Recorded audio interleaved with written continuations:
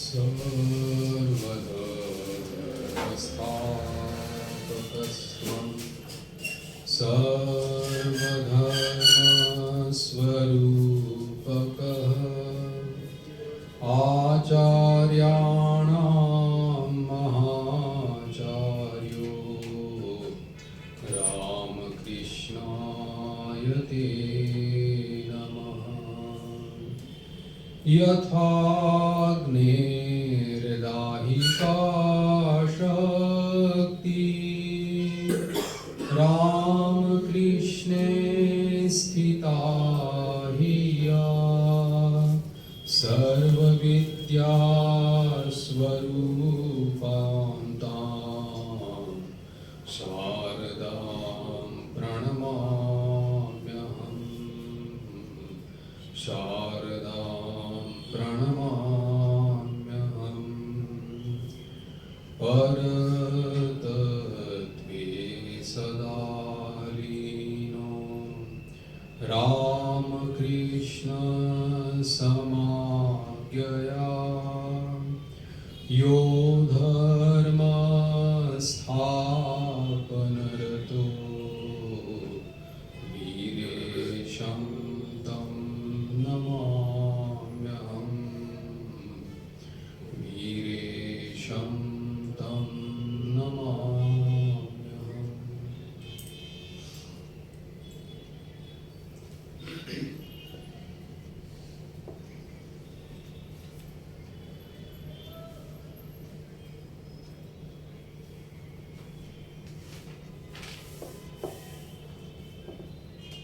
अनंत भाव में श्री रामकृष्ण देव के लीला चरित्र में हम लोग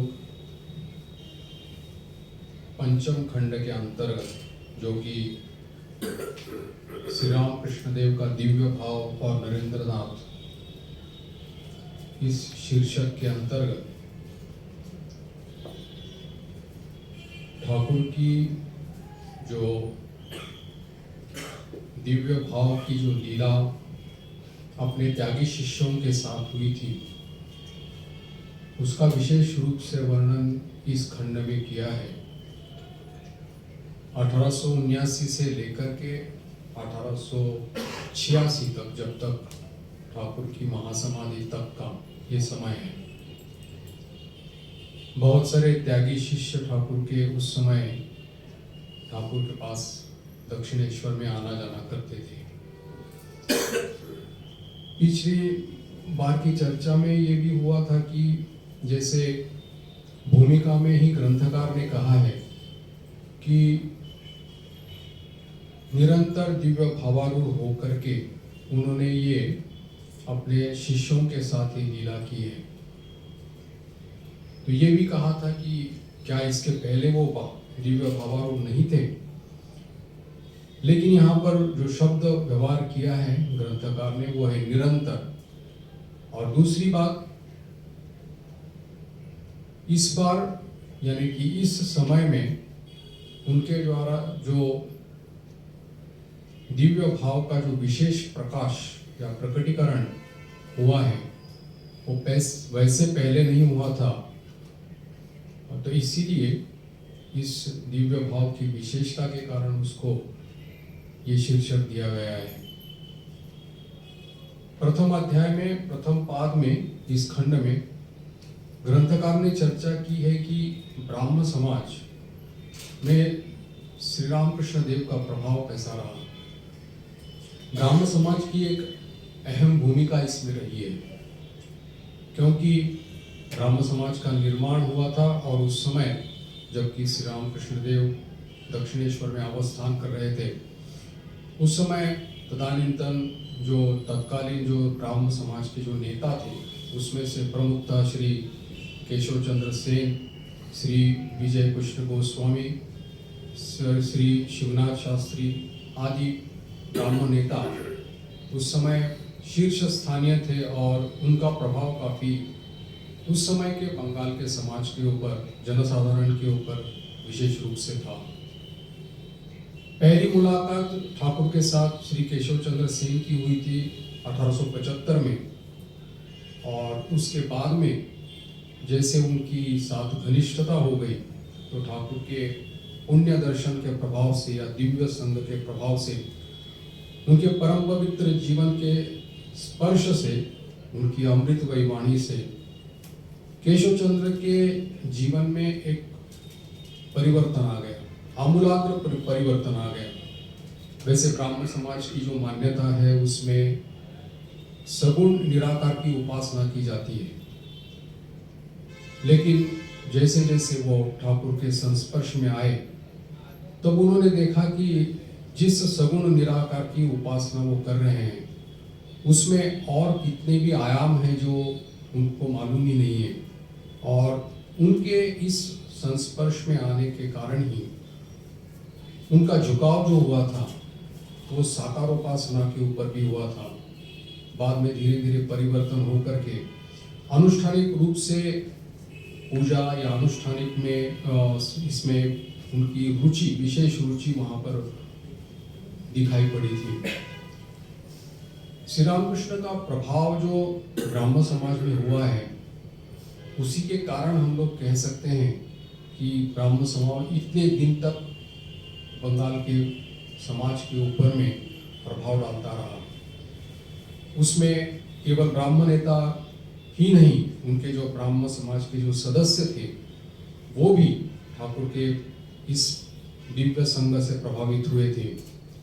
इतना ही नहीं कि ठाकुर के ऊपर, यानी कि ठाकुर के जो जीवन है या ठाकुर के जो उपदेश है उसकी भी चर्चा उनके भीतर में हुआ करती थी। जैसे कि उनकी जो पत्रिकाएं हैं, जैसे सुलभ समाचार, संडे मिरर, थेइस्टिक क्वार्टरली रिव्यू, ये इस प्रकार की जो उनकी पत्रिकाएं हैं इसमें काफ़ी ठाकुर के जीवन को और ठाकुर के उपदेश को लेकर के, वचनों को लेकर के ज़्यादातर चर्चा होती थी। केशव सेन क्योंकि ठाकुर से प्रभावित थे इसीलिए वो मुक्त कंठ से ठाकुर के इन वचनों को उद्धृति देते थे, और सभी लोगों के साथ में कभी कभी दल बल लेकर के दक्षिणेश्वर में भी जाकर के ठाकुर के साथ सच्चर्चा किया करते थे। ब्राह्मण नेताओं में या ब्राह्मण समाज के जो सदस्य थे जिनमें ईश्वर अनुराग था, तो वो सचमुच ही ठाकुर के प्रभाव में आकर के, ठाकुर के दिव्य संग में आकर के उनके भीतर में भी धर्म पिपासा या आध्यात्म पिपासा प्रबल हुई थी। क्योंकि ब्राह्मण समाज में केवल सगुण और निराकार की उपासना होने के कारण में जो अतृप्ति बोध उनके भीतर में था वो ठाकुर के संस्पर्श में आने से वो तृप्त बोध करने लगे थे। ठाकुर ज्यादातर निमंत्रित होकर के जो ब्राह्मण समाज के जो उनका जो ब्राह्मण उत्सव होता था उसमें सम्मिलित हुआ करते थे, या वो लोग भी कभी कभी ठाकुर के पास आकर के, दक्षिणेश्वर में आकर के ठाकुर के साथ में सच्चर्चा किया करते थे। और चूंकि हम लोगों ने कहा है कि ठाकुर सर्वभावमय है, अनंत भावमय है, सभी भावों से उनका परिचय और उसी सभी भावों में उनकी सिद्धि होने के कारण उनके लिए कोई इन लोगों से, ब्राह्मण सदस्यों के या उनके सगुण निराकार उपासना से कोई उनको ये नहीं थी, यानी कि वो अपना ही उसको भाव समझते थे। और इसीलिए बहुत सारे लोग जो ब्राह्मण समाज के सदस्य थे वो ठाकुर को अपना मानते थे, क्योंकि चाहे जैसे किसी भी भाव से उपासना करो, ये यथा माम प्रपद्यन्ते, तो वो तो उनके पास ही पहुंचती है और उसको उसी प्रकार से दर्शन देकर के प्रभु तृप्त कर देते हैं। तो इसीलिए सभी प्रकार के संप्रदाय के लोग ठाकुर के पास अपनी पूर्णता को देखते थे उनके जीवन चरित्र में।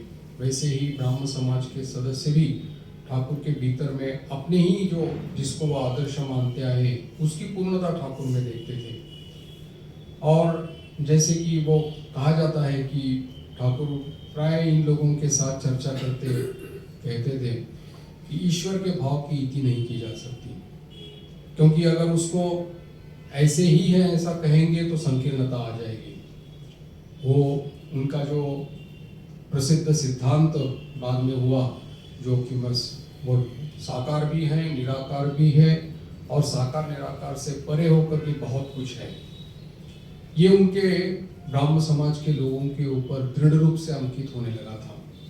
और इसीलिए जैसे कि वो कहा करते थे कि एक पेड़ के नीचे जैसी एक कोई व्यक्ति बैठा है और उसके ऊपर जो रंग बदलने वाली गिरगिटी रहती है, तो अलग अलग लोग जाकर के देखते हैं कि कोई उसके अलग अलग रंग देखते हैं और आपस में झगड़ा करते हैं, लेकिन जो पेड़ के नीचे रहता है वो कहता है कि मैंने उस प्राणी को देखा है, गिरगिटी को देखा है, वो रंग बदलती रहती है, और जो लोग तुम लोगों ने जो आपस में जो सब कुछ है, सब कुछ देखा है, अलग अलग रंग देखे हैं, वो सत्य हैं, और कभी कभी उसमें रंग भी नहीं रहता, निर्गुण रहता है।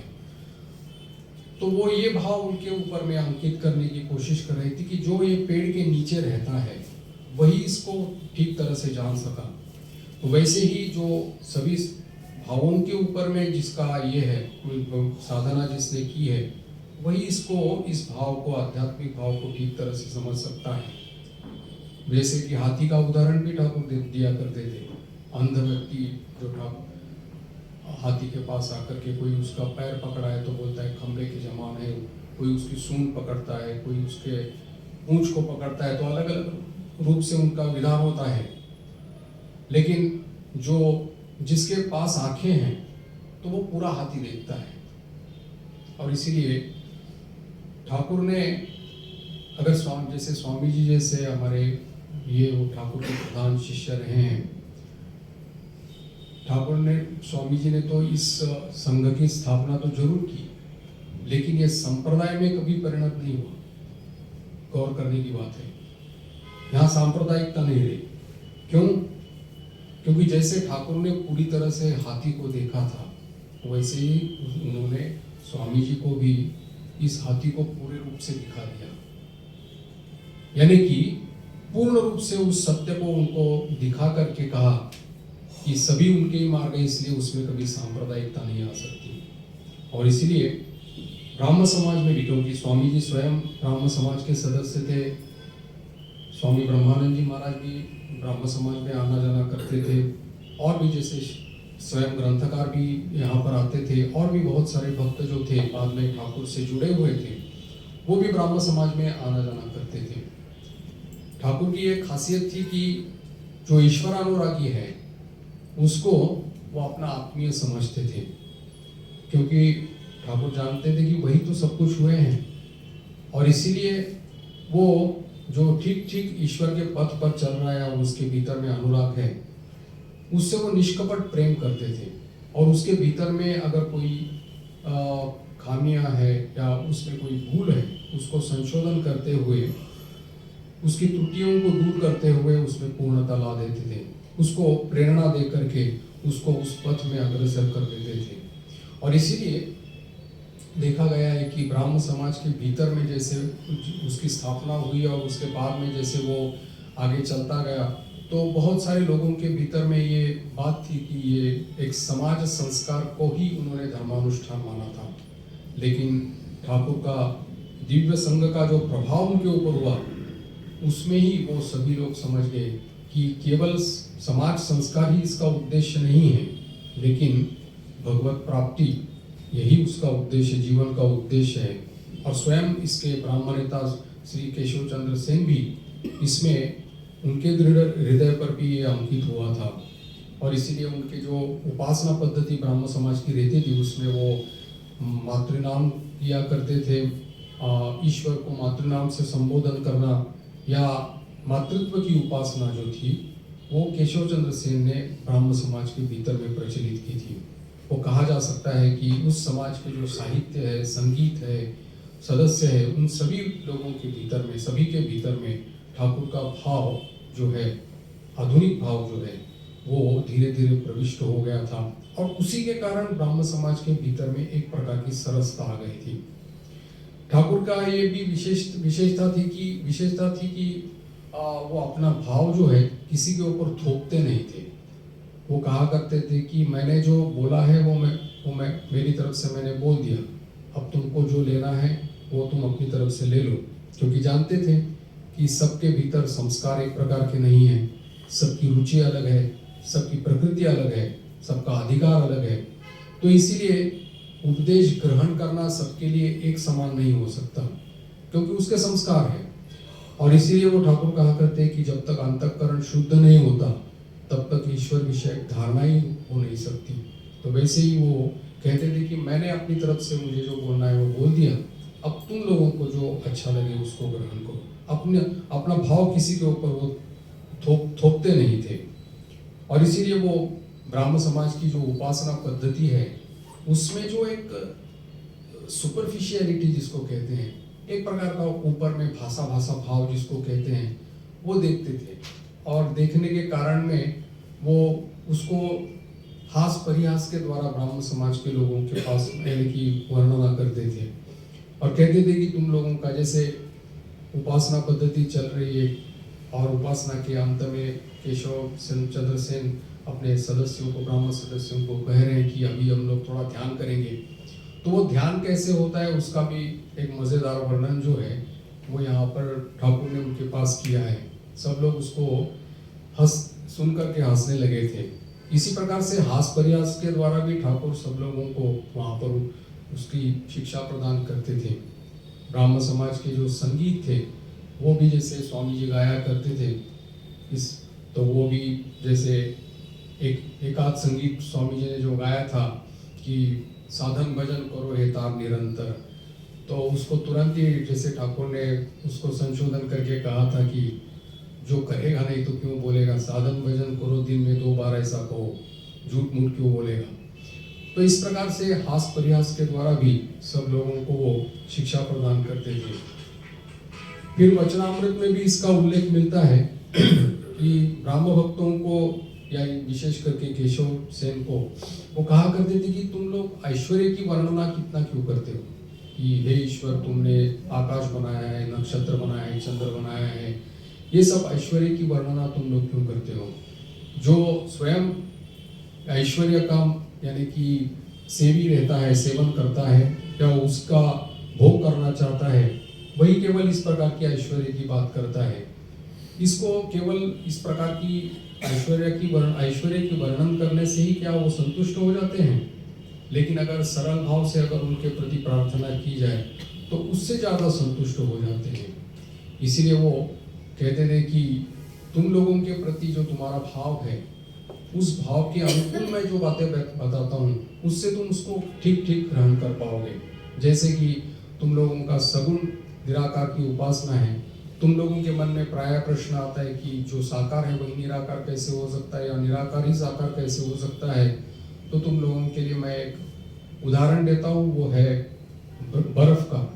जल जो रहता है वो ठंड के कारण में बर्फ जम जाता है। जब जल का स्वरूप है निराकार, लेकिन जब ठंड हो जाती है और बर्फ जम जाता है तब उसमें आकार आता है। लेकिन दोनों में वस्तुतः फर्क कुछ नहीं है, क्योंकि जो है निराकार स्वरूप जो जल था वही ठंड के कारण में बर्फ जम गया और वो साकार हो गया। वो कहा करते थे कि जैसे मिट्टी का शरीफा देखने से जो असली शरीफा है उसकी याद आने लगती है, वैसे ही प्रतीक उपासना है, प्रतिमा उपासना है, तो ये सभी जो है ईश्वर को याद करवाते हैं, इसलिए इसकी असलियत है। तो इसको कभी भी हम लोगों को युक्तिहीन या उसको हेय नहीं समझना चाहिए। और इनके इस प्रकार के वचनों के प्रभाव से और उनके स्वयं उनके दिव्य प्रभाव से ये ब्राह्मण समाज के सदस्य समझ पाए थे कि साकार उपासना में भी अर्थ है। और इसीलिए बाद में देखेंगे कि इसमें से जैसे केशव चंद्र सेन स्वयं साकार उपासना की तरफ उनका झुकाव हो गया था। यानी कि जो जीवन को या आध्यात्मिक जीवन को जिसने नजदीकी से देखा है या अनुभव किया है वही इसका वर्णन कर सकता है। जिसने स्वाद नहीं लिया वो इसका वर्णन कैसे कर सकता है। और इसीलिए ये जो ब्राह्मण समाज की जो स्थापना हुई थी उसके बाद में ये सब लोग जो जुड़े थे तो उनके ऊपर पाश्चात्य शिक्षा दीक्षा का प्रभाव ज़्यादा था। और इसीलिए वो कहा करते थे कि इसका अगर इस पाश्चात्य भाव से यानी कि उनके शिक्षा दीक्षा के प्रभाव से उनको मुक्त करना है तो ये भाव उनको ठाकुर का भाव जो है उसको उनके भीतर प्रवेश करा देने से वो जो आधुनिकता जिसको जो क्योंकि जड़वाद जो है वो धीरे धीरे कम हो जाएगा। ठाकुर केशव चंद्र सेन को सचमुच ही अपना मानते थे और उनके ऊपर प्रेम किया करते थे और प्राय केशव चंद्र सेन दक्षिणेश्वर आया करते थे और वो भी कभी कभी अगर उनकी तबीयत खराब है तो खुद जाकर के वहाँ पर उनके घर जाकर के मिलते थे। इतना उनके प्रति स्नेह था कि अगर बीमार पड़ गए थे, जब प्राण संकट आ गया था, तब भी उन्होंने माँ को उन्होंने चीनी और जो नारियल है तो उसकी मन्नत की थी। और फिर केशव सेन की जब मृत्यु हो गई थी तब भी उनको लगा था कि मानो उनका एक अंग मानो उसको उससे अलग हो गया है। तो उनका इतना केशव चंद्र सेन के प्रति इतना प्यार था।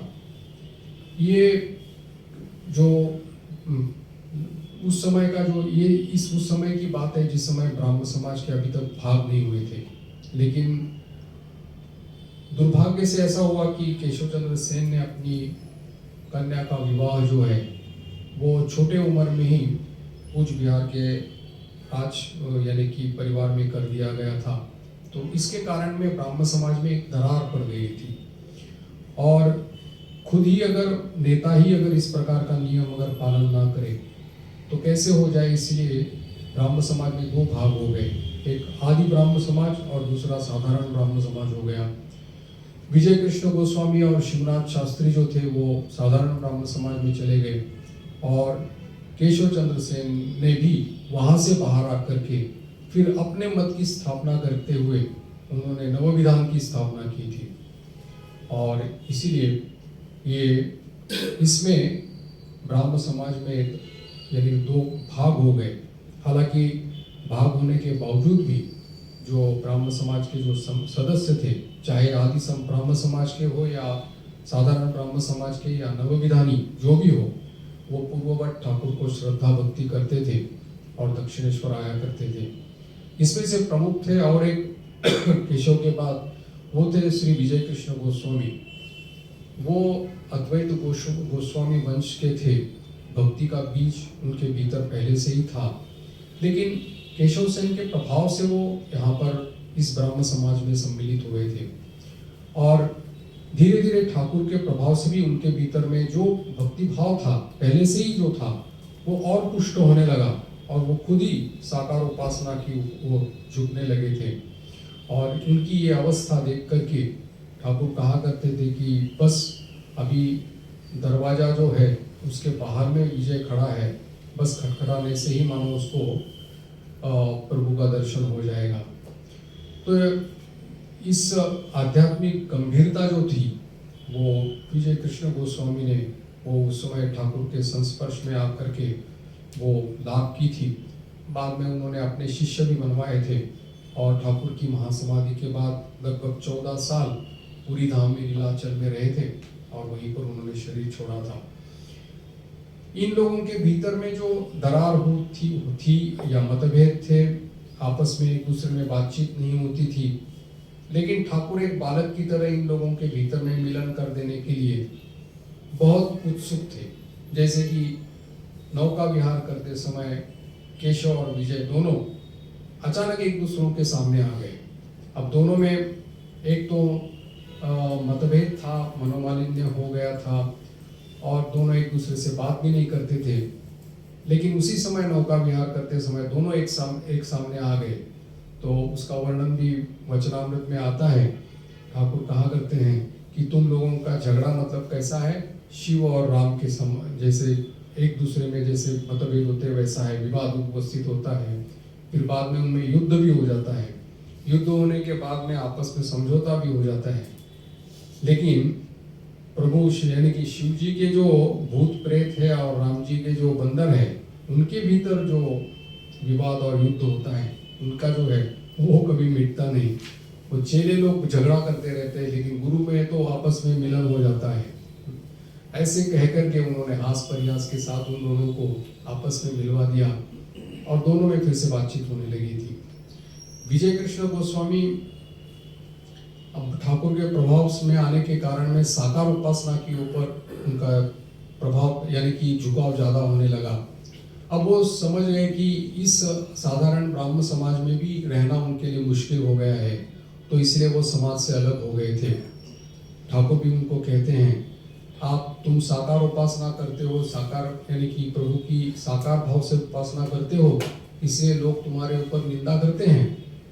तो जो भक्त रहता है उसकी बुद्धि या उसका ये जो रहता है वो कैसे रहना चाहिए। जैसे बोलते हैं कि जो हथौड़ी रहती है इसके कमरशाला में जो रहती है उसके ऊपर पीटने से कोई फर्क नहीं पड़ता, वैसी कूटस्थ बुद्धि एक प्रकृत भक्त की रहनी चाहिए।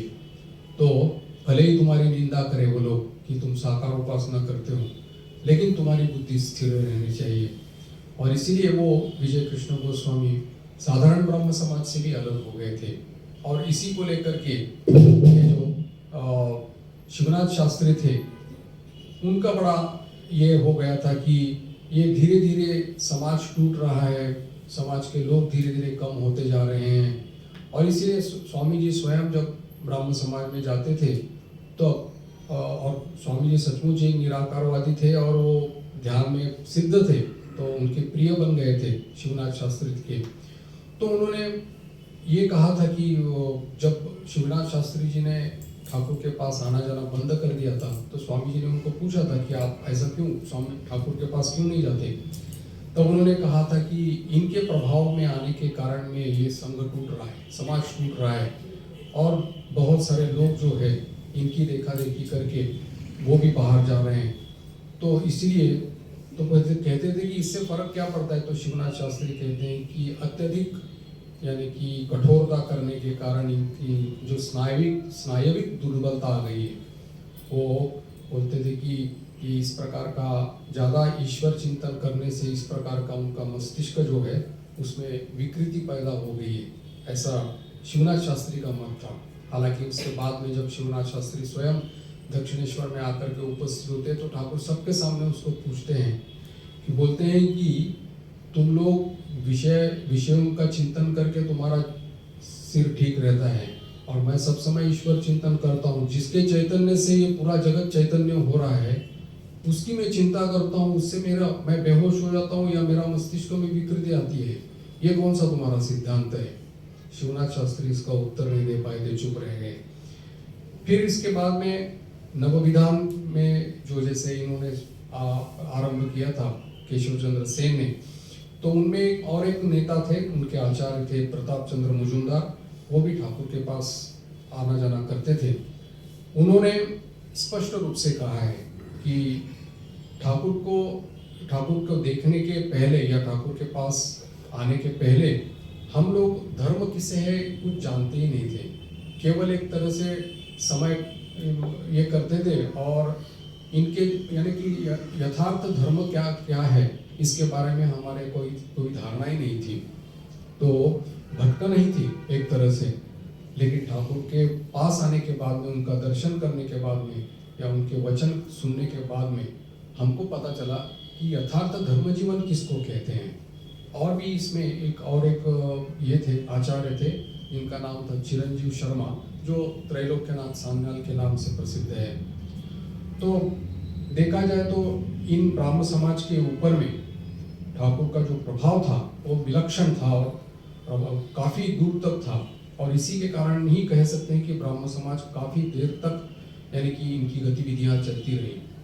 अगर ब्राह्मण संगीत की बात की जाए तो बहुत सारी ब्राह्मण संगीत जो है वो ये त्रैलोक्यनाथ सान्याल ने जो उनकी रचना की है वो ठाकुर के भाव को लेकर की है। हम लोग जानते हैं जैसे माँ के ऊपर निबिड़ा आधारे मत और चमके और रूप राशि, जो ऐसे ही जो बहुत सारे गानों की रचना जो उन्होंने की है त्रैलोक्यनाथ सान्याल ने, वो भी ठाकुर के प्रभाव में आकर के उन्होंने की है। और ये प्राय ही जब भी ब्राह्मण समाज में उत्सव हुआ करते थे तो उसमें गान गाया करते थे।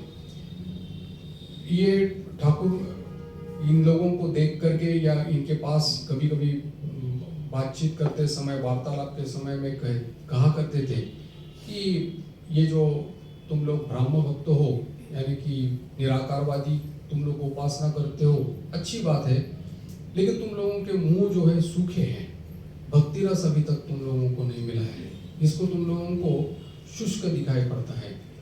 क्योंकि भले ही वो निराकारवादी है, लेकिन फिर भी अंतर में वो उसकी उपलब्धि या अनुभव न होने के कारण में, रस न आने के कारण में, तो वो इस प्रकार से शुष्कता आ गई है।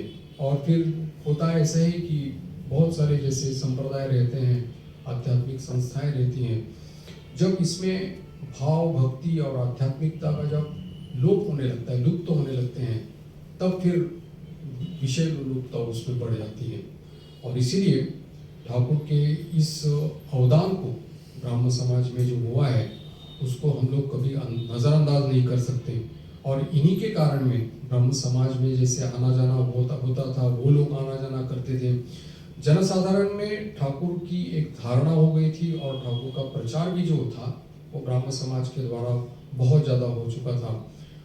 जो हमारे लेखक है स्वामी शारदानंद जी महाराज, ये भी दोनों साधारण या नवोविधान इसमें उनके इसमें जाया करते थे, और उन्हीं के माध्यम से ही उन्होंने ठाकुर के बारे में सुना था। इसमें एक बहुत ही संस्मरणीय घटना यहाँ पर ग्रंथकार उल्लेख करते हैं, वो है मणिमल्लिक, जो उनके ब्राह्म भक्त थे, उनके मकान में जो ब्राह्मोत्सव हुआ था, उस घटना का यहाँ पर विशेष रूप से उन्होंने वर्णन किया है। क्योंकि ये एक बड़ी अविस्मरणीय घटना उन्होंने देखी थी, इसलिए उसका उल्लेख किया है। ये 1883 नवंबर की घटना है, जब ये ग्रंथकार स्वयं स्वामी शारदानंद जी महाराज और उनके साथ में और एक दो ब्राह्म भक्त और स्वामी विज्ञानानंद जी महाराज, उस समय हरिप्रसन्न चट्टोपाध्याय थे, और एक वैकुंठनाथ सान्याल जो बाद में ठाकुर के भक्त बने, वो भी पहले ब्राह्म समाज के सदस्य थे। ये दक्षिणेश्वर नौका करके जा रहे थे। दक्षिणेश्वर में जाने के बाद में दोपहर में जाकर के जब ठाकुर को प्रणाम किया, तो उन्होंने कहा कि अच्छी बात है तुम लोग आ गए, कम से कम भेंट तो हो गई, नहीं तो मैं अभी कलकत्ता निकलने वाला था, वहाँ ब्रह्मोत्सव है, तो तुम लोग अगर आते और बिना भेंट होती तो तुम लोगों को मन में दुख हो जाता। तब उन्होंने पूछा कि क्या हम लोग भी इस ब्रह्मोत्सव में सम्मिलित हो सकते हैं? तब ठाकुर ने कहा क्यों नहीं हो सकते। तो उन्होंने वहाँ पर उपस्थित बाबूराम महाराज जो थे उनको बताया कि इनको उस मकान का पता बता दो, और फिर ये सब लोग वहाँ से ठाकुर के पास से विदाई लेकर के वहाँ चले जाते हैं, मणिमल्लिक के मकान पर जाते हैं। वहाँ जाकर के जब देखते हैं कि शाम के समय वो जो उपासना रहती है, ब्राह्म समाज की जो उपासना है उसकी तैयारी चल रही थी, कीर्तन और उपासना की तैयारी चल रही थी।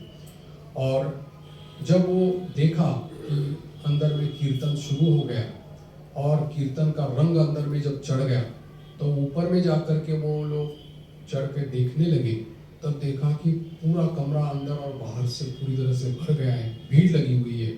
किसी भी तरह से एक जगह खड़े रह कर के वो लोग अंदर का दृश्य देख रहे थे, और वो जो उन्होंने देखा है उसका एक वर्णन यहाँ पर किया है कि उसको केवल उन्होंने कहा है कि एक अपूर्व दृश्य हमने देखा।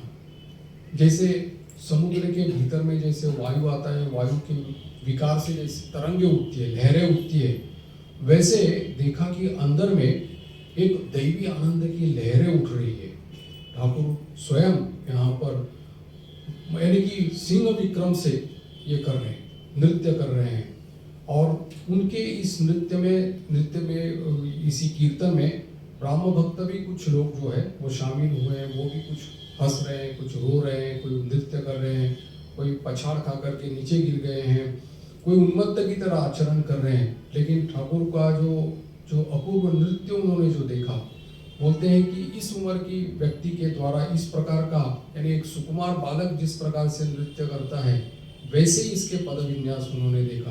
कोई आडंबर नहीं, कोई उछल कूद नहीं, कोई ऐसा अस्वाभाविक अंग विकृति भी नहीं, लेकिन एक सुकुमारपन जो रहता है एक बालक के भीतर में जैसे रहता है, कोमलता रहती है, माधुर्य रहता है, उसी प्रकार से उनका यानी कि ये नृत्य चल रहा था। लेकिन इसमें सिंह विक्रम भी था, यानी कि सिंह के समान उनका बल भी था। तो इनके पद विन्यास को देखते देखते पूरे मतलब जितने भी लोग बाहर में अंदर में जितने भी खड़े थे वो लोग एकदम यानी कि दृष्टि उनकी एक जगह निबद्ध हो गई थी, ठाकुर के ऊपर हो गई थी। एक आनंद धारा मानो चारों तरफ फैल गई थी।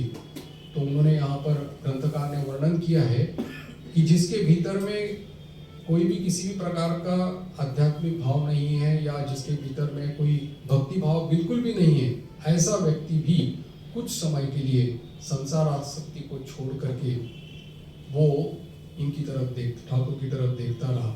जिनके भीतर में भक्ति भाव है और जिनका मन इस राज्य में प्रवेश कर चुका है, तो उनकी तो बात ही नहीं, तो वो लोग भावाविष्ट हो गए थे और भाव विवल होकर के उसको देख रहे थे, स्थिर दृष्टि से देख रहे थे। और ये नृत्य चल रहा था, करीबन 2 घंटे तक ये चलता रहा और वो स्थिर रह करके सभी लोग वहाँ देख रहे थे। फिर उसके बाद में सभी आचार्यों को प्रणाम करके फिर सभी लोग जब बैठ गए, तब ठाकुर ने किसी को त्रैलोक्यनाथ सामने को वो ये भजन गाने के लिए उनके सामने कहा था। और उसी समय फिर उन्होंने अपने वचनामृत से सब लोगों को आनंद प्रदान किया था और कुछ और भजन भी उन्होंने कुछ वहाँ पर गाए थे। लेकिन यहाँ पर उन्होंने इसका क्योंकि ये साक्षात उन्होंने इसको देखा है, प्रत्यक्षदर्शी है, इसीलिए उनके मन पर जो गहरा प्रभाव पड़ा होगा इसमें कोई संदेह नहीं। विजय कृष्ण गोस्वामी भी उसी इसमें थे, नृत्य कर रहे थे और वो भी इसमें भावावेश हो गए थे। और इसीलिए वो ठाकुर उनको कहते हैं कि आजकल विजय के मन में बड़ा इसका वैराग्य का भाव बहुत बड़ा है, इसलिए वस्त्र भी या उसके धोती चादर कुर्ता जूता तक उसने गेरुआ बनाया है, त्याग का चिन्ह है इसलिए। और फिर सब समाप्त होने पर विजय कृष्ण गोस्वामी ने ठाकुर को जब प्रणाम किया, तब उन्होंने आशीर्वाद दिया था कि तुम्हें शांति प्रदान हो जाए, प्रशांति हो जाए।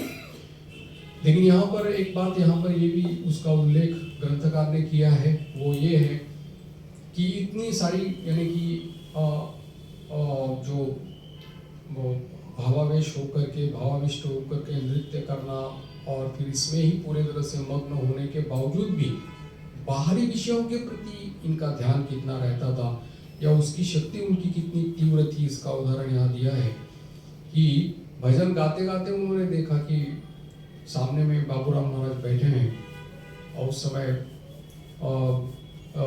देख करके उनका चेहरा देख करके वो समझ गए कि उन्हें भूख लगी हुई है। तो उन्होंने स्वयं कुछ खाने की इच्छा प्रकट की, क्योंकि वो जानते थे कि वो खुद नहीं खाएंगे तो वो भी बाबूराम महाराज उनकी बिना प्रसाद के कुछ नहीं खाएंगे, इसलिए स्वयं कुछ ग्रहण करके उनको दे दिया था। तो इस प्रकार से ठाकुर के पूरी तरह से आध्यात्मिक भाव में भी मग्न रहना और उसके साथ साथ व्यावहारिकता में भी किसी भी प्रकार की न्यूनता कभी हम लोगों को दिखाई नहीं पड़ती थी। इसीलिए और एक ऐसा ही उदाहरण उन्होंने यहाँ पर दिया है, वो है जय गोपाल सेन नाम के एक ब्राह्मण भक्त थे। उनके घर में भी ठाकुर ने जो ब्राह्मण जो उत्सव हुआ था उसमें भी योगदान किया था और उस समय भी ग्रंथकार को वहाँ जाने के लिए मौका मिला था। उन्होंने पूछा था, तो पूछ करके जब उनको पता चला कि उनके मकान पर ठाकुर वहाँ पधारे हैं और उस दिन कीर्तन आदि होने वाला है, तब वो जा करके ठाकुर से मिले। तब उन्होंने पूछा कि आप तुम लोग कैसे यहाँ पर आ गए? तो उन्होंने कहा कि हमको खबर मिली थी कि आप यहाँ आने वाले हैं। तो उनको बैठने के लिए बोल करके वो उपदेश जो चल रहा था, वो का वार्तालाप जो चल रहा था, उसी को ही उन्होंने वहाँ पर ये करना शुरू कर दिया। यहाँ पर ठाकुर की जो उपदेश देने की जो शैली थी उसके बारे में स्वामी शारदानंद जी बताते हैं कि बहुत ही सरल थी, इसमें किसी प्रकार का आडंबर नहीं था। वो दृष्टांत के द्वारा, उपमा के द्वारा, अधिकाधिक उदाहरण के द्वारा अपने सभी लोगों को समझा देते थे। जो चिरपरिचित घटनाएं जो हमारे दैनंदिन जीवन में रहती है उसको ही उपमा स्वरूप देकर के एक जीवंत चित्र मानो सबके सामने उपस्थित कर देते थे, जिससे वो लोग भी समझ जाते थे और उसके कारण में वो लोग उसको समझ करके परितृप्त हुआ करते थे। तो ठाकुर कहा करते थे कि जो माँ का यानी कि माँ की कृपा जिसके ऊपर है, माँ सब समय ही ज्ञान का भंडार उसके लिए खाली कर देती है। ज्ञान राशि सब समय उसके भीतर में दे करके उसको पूर्ण दिया करती थी। उसका ज्ञान भंडार कभी खाली नहीं होता। तो वो कहा करते थे कि एक दिन किसी ने प्रश्न पूछा कि किस प्रकार से संसार में रहने से धर्म लाभ होगा। तो माँ ठाकुर कहते थे कि मुझे माँ ने दिखा दिया उस समय कि वो ढेकीशाला जो रहती है उसको दिखा दिया कि ऊपर से मूसल जो रहता है वो गिर रहा है और नीचे आ रहा है और उसमें कूटने की क्रिया हो रही है। तो वो बोल रहे हैं कि अगर वहाँ पर किसी भी तरह से अगर कोई हाथ रखे तो वो हाथ टूट सकता है। तो इसीलिए ये संसार करना भी इतनी सावधानी से करना पड़ेगा कि मानो 15 आना मन जो है उसके ऊपर रहेगा और एक आने से बाकी सब कार्य करने पड़ेंगे। तो वो इस प्रकार की छोटी छोटी घटनाएं या छोटे छोटे उदाहरण लेकर के वो समझा देते थे। लेकिन उनकी ये शैली की ये जो विशेषता थी, क्योंकि पूरा परमार्थ जो रहता है वो सुलझने के लिए रहता है। कभी भी ऐसा नहीं कि निरर्थक बातें कह करके उसमें उलझ कोई जाए। और ठाकुर का ये था कि सीधा बोल देते थे, क्योंकि जो प्रश्नकर्ता रहता था या जो जिसने भी सवाल किया है उसके हृदय में अंतःकरण में देख करके उसका सीधा उत्तर वो दिया करते थे और सिद्धांत वाक्य थे उनके। लेकिन अगर उसमें समझना नहीं चाहता था या कोई अगर पूर्व संस्कार के कारण में उसको ग्रहण नहीं कर सकता था, तो जैसी उनकी शैली थी कि वो किसी के ऊपर थोपते नहीं थे, वो चुप करते थे और कहते थे कि मैंने जो बोलना है वो मैंने बोल दिया, तुम लोग अपना जो लेना है उसको ले लो। लेकिन किसी का भाव वो जो है भंग नहीं करते थे। और उनको लगता था कि जब तक समय आएगा तब सब कुछ अपने आप ठीक हो जाएगा, इसलिए वो मौन रहा करते थे। और इसलिए कहा करते थे कि जो अवस्था प्राप्त जो साधक रहता है, यानी कि जो इस मार्ग में चल रहा है, तो उसकी अगर अंतःकरण की शुद्धि अगर उसकी हो तो ही इस ज्ञान भक्ति हो या इस भाव को समझ सकता है। नहीं तो बड़े बड़े बात या इस प्रकार के सिद्धांतों को अगर रखें और जिसमें केवल वाक्य जाल ही है और जिसमें कोई उपलब्धि नहीं है, कि जैसे कहा जाता है कि स्वाद ही नहीं लिया तो उसका वर्णन कोई कर नहीं सकता उस उपलब्धि के बिना उपलब्धि के। वैसे उनका कहना था कि जो उनका भाव था वो सीधे शब्दों में प्रकाशित करते थे और बोल देते थे और वो सीधा उस व्यक्ति के भीतर में हृदय में प्रवेश करता था। और इसका कारण भी ये था क्योंकि उन्होंने उस चीज़ का स्वाद लिया है। बिना स्वाद के कोई इस प्रकार से ये नहीं कर सकता। कोई अगर आकर के तर्क करने लगे, जैसे वैकुंठनाथ सांजाल जैसे उनके भक्त थे, तो वो एक बार ठाकुर के साथ आकर के तर्क करने लगे, तो उन्होंने बहुत तरह से उसको उदाहरण दे करके दृष्टांत दे करके समझाने की कोशिश की, लेकिन वो फिर भी तर्क करके जा रहे थे। तब जाकर के ठाकुर ने अचानक कहा कि मैं बोल रहा हूँ तब भी तुम सुन रहे हो, मेरी बात तुम मान नहीं रहे हो। अब उनको समझ में आ गया कि साक्षात गुरु रूप से जो बैठे हैं उनकी बात वो ग्रहण नहीं कर रहे हैं। तो तब जब गुरु भक्ति उनके भीतर में जागृत हो गई, तब उन्होंने कहा ये बात सही है, आप बोल रहे हैं और मैं वृथा तर्क करके जा रहा हूँ, इसमें कोई दम नहीं है। ऐसे ही तो तर्क करना जो है वो ठाकुर का ये था कि कोई अगर तर्क ऐसे इस प्रकार से करना है या तो उसको समझा देते थे अपने ही शिष्यों को, क्योंकि जिसको उन्होंने अपना लिया है, बाकी लोगों के लिए मौन रह जाते थे। नहीं तो फिर उसको ऐसा स्पर्श कर देते थे कि वो उसके भीतर का जो भाव था वो पूरी तरह से परिवर्तन हो जाता था। और इसीलिए यहाँ पर जो एक उल्लेख यहाँ पर ग्रंथकार ने किया है, जब प्रश्न उनको किया गया था कि संसार में किस तरह से रहना चाहिए या रहने से वो ईश्वर कृपा का अधिकारी बन सकता है, तब जो ठाकुर ने वो कहा था बहुत ही सुंदर और सरल रूप से उन्होंने कहा था। हम लोग केवल मास्टर महाशय का जो कथामृत है, वचनामृत है, उसको ही पढ़ते हैं, वहाँ पर भी सरल भाषा में ही ठाकुर ने कहा है। देखिए स्वयं ग्रंथकार ने यहाँ पर उसका उल्लेख यहाँ पर किया है। उनका कहना, उन्होंने स्पष्ट रूप से संक्षेप में ऐसा कहा है कि जब तक मनुष्य अपने इस संसार को अपना मान करके जब ये कार्य करता है, तब तक उसको कष्ट भोगना पड़ता है, जब तक ये अपनापन उसका उस संसार के प्रति, विषयों के प्रति रहता है। क्योंकि ये जो सत वस्तु जो है उसको छोड़ करके असत के साथ में अगर वो इकट्ठा, यानी कि उसके साथ अगर रहें, तो उसके लिए उसको कष्ट भोगना ही पड़ेगा। और इच्छा होने पर भी, क्योंकि विषयासक्ति प्रबल होने के बावजूद भी उसको छुटकारा पाने का कोई रास्ता नहीं मिलता। ठाकुर वो जो गाना गाया करते थे कि महामाया की माया ऐसी है कि इसको ब्रह्मा विष्णु को भी अचैतन्य करके रखा है। जाने आने का पथ है, रास्ता साफ दिख रहा है, लेकिन फिर भी जाने, यानी कि वहाँ से भागने की इच्छा वो नहीं करता। क्यों? क्योंकि माया का प्रभाव ऐसा है। इसलिए कहते हैं कि इस अनित्य संसार में जब अगर हम लोगों को जन्म ही मिला ही है, तो क्यों न इसका हर संबंध प्रभु के साथ मिला करके करें, प्रत्येक कार्य का अनुष्ठान करें। जब कार्य कर रहे हैं तब एक हाथ से उनके पैर पकड़ करके, चरण पकड़ करके, और दूसरे हाथ से कर्म करते रहें। और जब कर्म चला जाए तो दोनों हाथ से प्रभु को पकड़ के रखें। यानी कि स्मरण जो है, चिंतन जो है, वो प्रभु का सब समय होना चाहिए। भले ही कर्म करते रहो या और कोई भी किसी इसमें अनुष्ठान में रहे हो, चिंतन की प्रधानता है। जो कर्म कर रहा हूँ वो सब उन्हीं के लिए है। और इसलिए वो गाना गाते थे कि मनुष्य का जो मन है वो एक उर्वरा जमीन की तरह है। तो उसको जैसे कि एक जमीन को अच्छी तरह से पाट करना पड़ता है, उसमें खाद डालना पड़ता है और पानी देना पड़ता है, तब जाकर के बीज अगर बोया जाए तब फिर वो उसमें से पेड़ निकलता है। वैसे ही कहा करते थे कि ये ऐसा मनुष्य का मन है, वो भी ऐसा ही है। अगर इसको ठीक तरह से अगर खाद न दो, भक्ति रूपी बीज, यानी भक्ति भाव ये सब अगर न दो, तो फिर क्या हो जाएगा? तो वैसी जमीन वैसी पड़ी रहेगी। यद्यपि इसमें अगर मेहनत की जाए तो सोना फल जाएगा, भाव भक्ति आ जाएगी।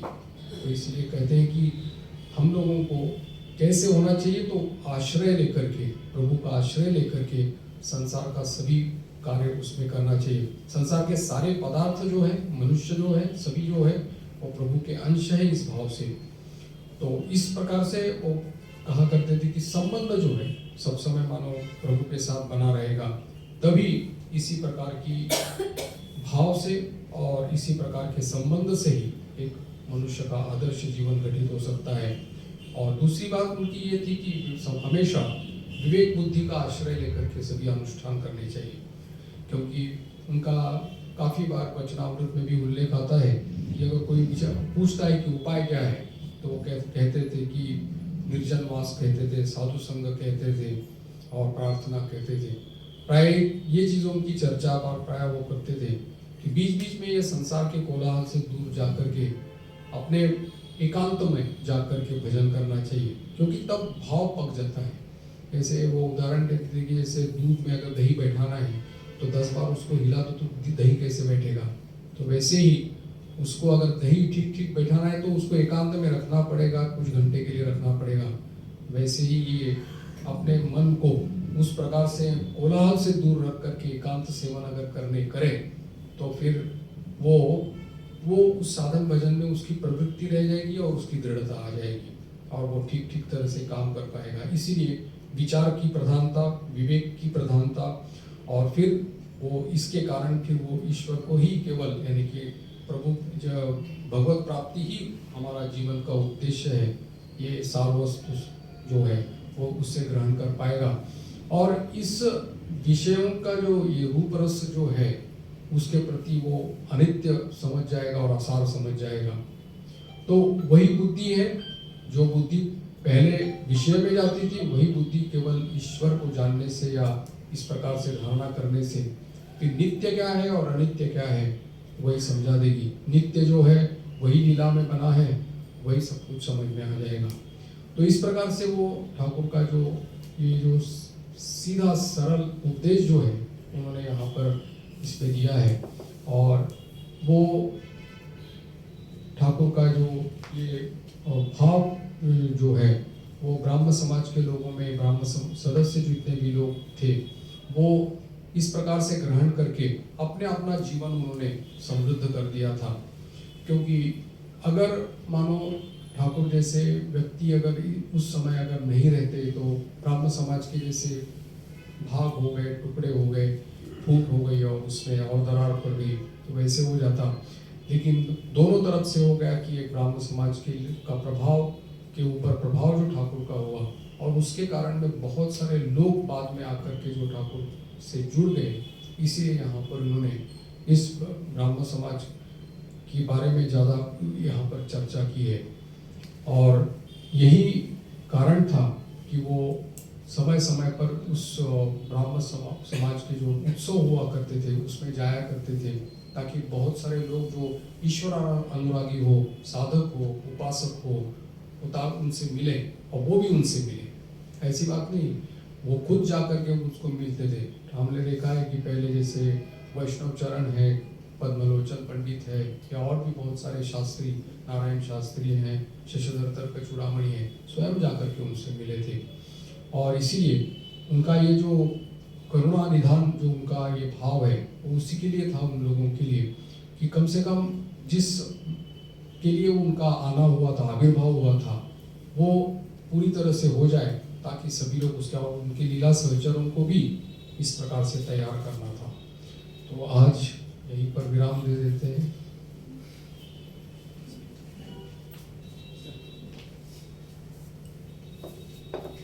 अगले रविवार को तो हम लोग लेखा में रहेंगे, तो इसके बाद वाले जो ये होंगे रविवार के प्रवचन होंगे उसके बारे में सूचना फिर से व्हाट्सएप ग्रुप में दी जाएगी।